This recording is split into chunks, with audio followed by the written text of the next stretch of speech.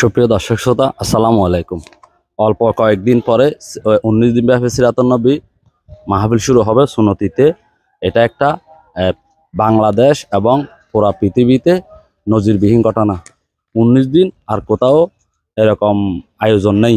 তো সুন্নতি এলাকায় যে 19 দিন ব্যাপী আয়োজনটি শুরু হবে সামনের মাসের 4 তারিখ, আজকে শুক্রবার, এর পরের সপ্তাহে বৃহস্পতিবারে সিরাতুন নবী 19 দিন ব্যাপী মাহফিলটি শুরু হবে। এখানে অনেক ওলামায়ে কেরামগণ বক্তব্য রাখবেন। আমি শুনেছি প্রায় 105 জনের মতো বক্তা আছে এখানে।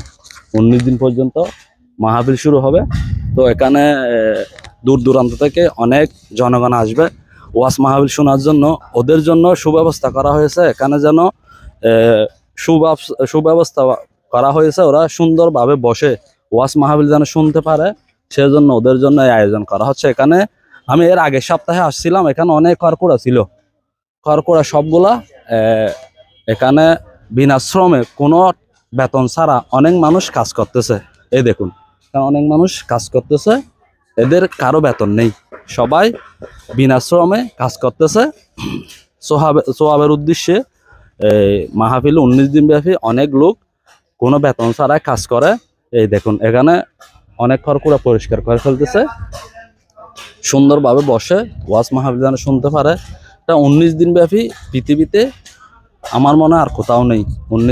19 দিন ব্যাপী খাওয়া দাওয়া, ওয়াজ মাহফিল শোনা।